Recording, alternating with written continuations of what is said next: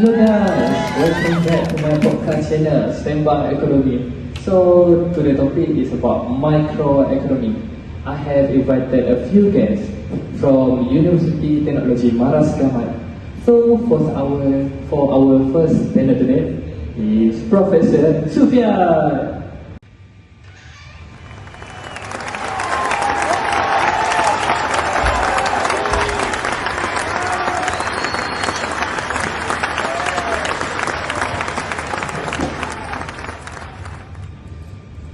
Good afternoon, Professor Jan. So before we get started for our podcast, I would like to share with you guys two topics in microeconomics. So the first is consumer behavior and the second is economic distribution.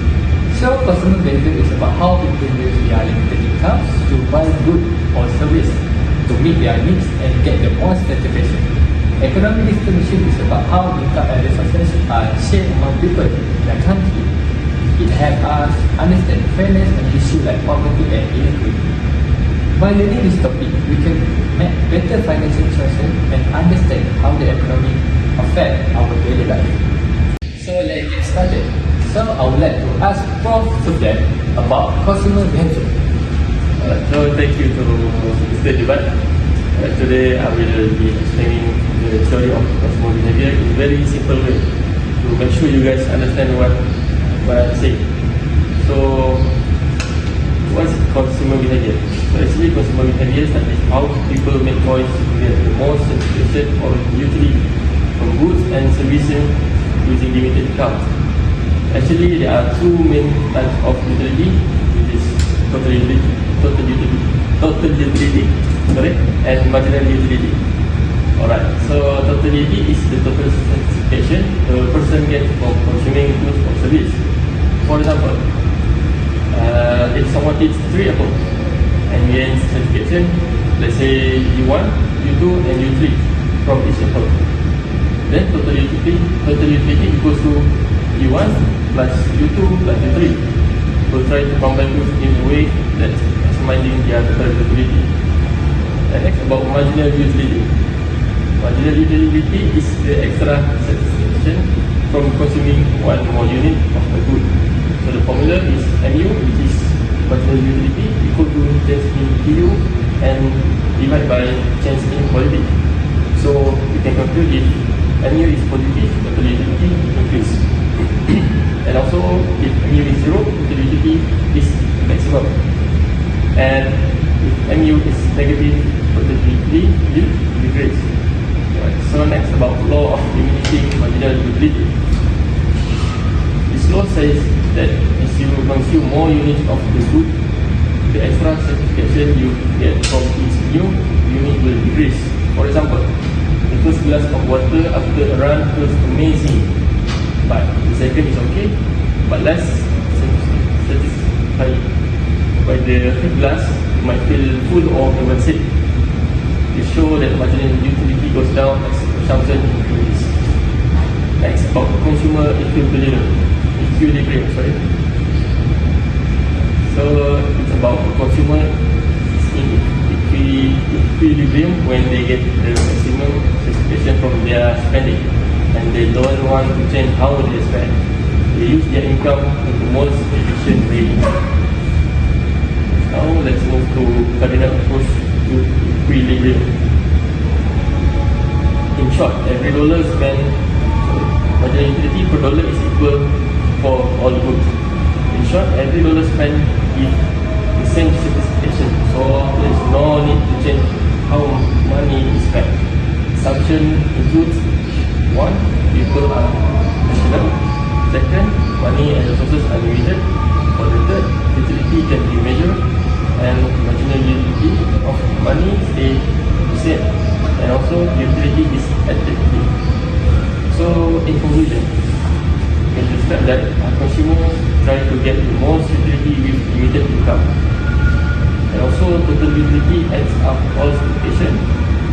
Actually, last night I did some research about microeconomics, so I would like to share a few. So the first is the ordinal approach measure utility by ranking preference instead of using numbers. Consumers simply state which good they prefer without mentioning how much.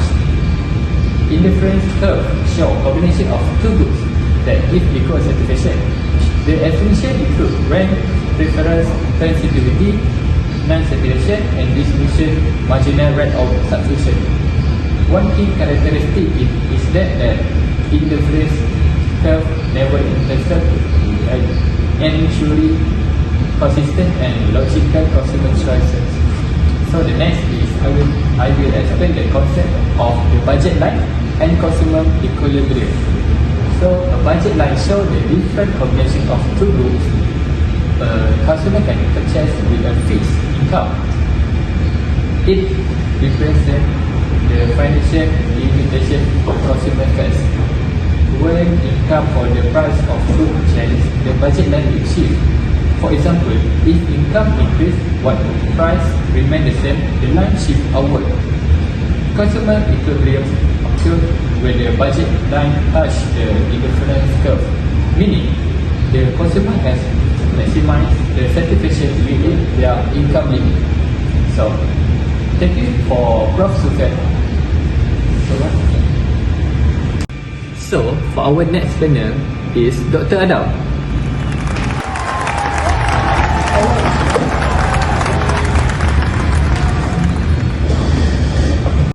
Good afternoon, Dr. Adam. Good afternoon, Mr. Libat. Hello and welcome to Semba Economy, the podcast where we explore how smart policy can lead to real change. I'm your host, Jebat. So we ask, is Adam an experienced economist and policy advisor? Adam, thank you for joining us. Thank you, Libat. I'm happy to be here. So let's start with education. What is improving access to quality education seen as a key to economic development? That is a crucial starting point. Education lays the foundation for opportunity. When government invests in making education accessible, especially for unreserved groups like rural communities, low-income households, and women, it helps reduce poverty and unlocks potential. A better educated population means a more skilled workforce, which benefits the entire economy. So things like scholarship, free subsidy, and improving school infrastructure in rural area really make a difference. They absolutely do. This policy have leveled the playing field, and when people get access to education, they are more likely to find stable employment, earn higher wages, and contribute more meaningfully to the economy. Let's move on to something many of us worry about: wage and the rising cost of living. What can government do here? Governments can play a key role in ensuring fairness. For instance, implementing a minimum wage that adjusts based on inflation and protects low-wage earners and keep their income relevant in a changing economy. So, when it comes to rent, regulation policy like rent control or negotiated rental agreements can prevent excessive hikes, especially in cities where housing demand is high. And in terms of profit, how can workers benefit more directly? That's where profit sharing models and employee stock ownership programs or ESOPs come in. This system gives workers a share of company profits. Not only does this boost their income, it also increases motivation, productivity, and loyalty to their organization. Are there examples of countries where this kind of policy has been effective? Definitely. Germany introduced a national minimum wage in 2015, which significantly raised the income of millions of low-wage workers without causing a major drop in employment. Sweden used a unique system where rent is negotiated between tenant unions and landlords, helping maintain affordability. And in France, companies with more than 50 employees are required by law to share profit with their workers, usually through bonus. This approach has helped reduce wage gaps and build a stronger workplace relationship. Wow, it's encouraging to hear that. These are not just theories, they're already working in other countries. So thank you, Kak Adam. So for our next panel today, I would like to invite Mr. Haikal to the show.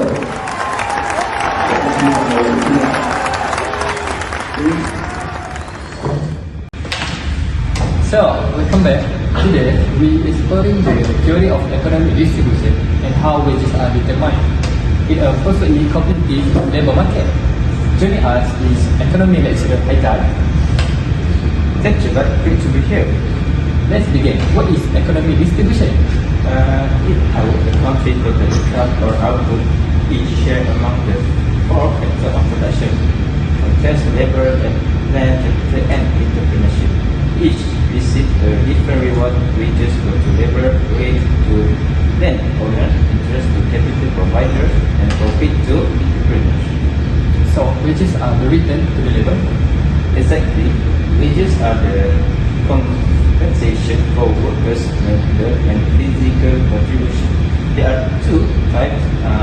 Firstly, nominal wages, which is the actual amount of the money earned, and the wages, what the money can buy, including benefit and working condition. So, two people with the same nominal wage might have different real wages. Yes, the wages factor is in like bonus, health insurance, job safety, and work environment.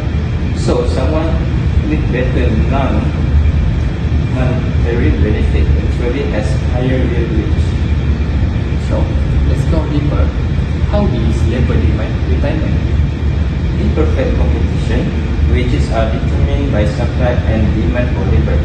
Employees want to pay the least and workers want to earn the most. The equilibrium wages is where the number of workers don't want to hire equal the number willing to work at the wages. And labor supply. Labor demand is the right demand, meaning it depends on the demand for goods and service from higher workers based on their marginal revenue product. Means MRP, the extra revenue a firm earns from hiring one more workers from higher up to where MRP equal wages rate. So, got it. Now, how about the supply of labor? Labor supply comes from individuals offering their time for wages. It varies depending on the wage rate and can be viewed at three levels. First, for labor, which is supply is perfectly elastic. Net industry labor, which is supply curve, is sloped upward. And thirdly, economy-wide, the supply curve may become backward daily. Interesting. So, if wages rise too much, people might work less. Exactly. Let the income ratio trend off. How does all this lead to equilibrium? The equilibrium wages is where labor supply equal labor demand.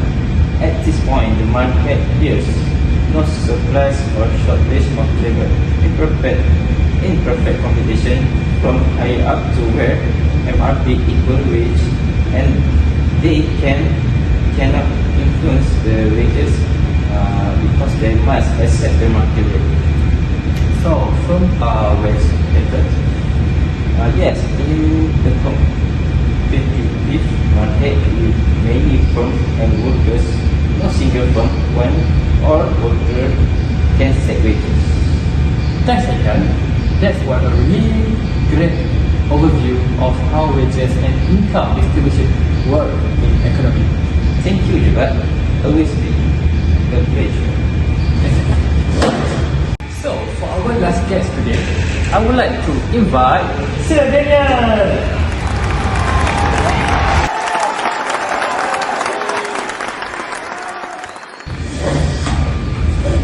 So, with us today, Sir Daniel. Thank you for coming. So, I would like to ask him a few things about profit and interest. So, Sir Daniel, let's get started. First of all, thank you for inviting me to this podcast. You're welcome. So I'm here today talk about profit and interest for you guys, okay? So So let me explain profit and interest in a simple way. First, profit. Do you know profit? Yes, I know. But Yeah. I don't know the detail. Okay, so profit is the money a business makes after paying all its costs. If a business earns just enough to stay open and keep the owner motivated, that's called a normal profit. But if the business make more than that, even after including things like opportunity cost, it's called economic profit. This kind of profit doesn't last long in competitive markets because new businesses join in and profit go back to normal. However, in these markets with fewer competitors like monopolies or oligopolies, businesses can keep making high profit for longer. They can do this by using better technology, lowering costs or improving their products. So, Daniel, how about interest? Interest. Now, interest. Okay. Interest is the money earned by someone who lends out their capital. It's shown as a percentage called the interest rate. But there are a few types of interest. The first one is nominal interest rate. That one is the basic rate, not adjusted for inflation. And then we got real interest rate. It's also adjusted for inflation and show through earning. Third is effective interest rate. Includes compounding, like interest on interest. Gross interest rate, total amount paid by the borrower, and last one is equilibrium interest rate, where supply and demand for loans are equal. So there are 5 types of interest rate.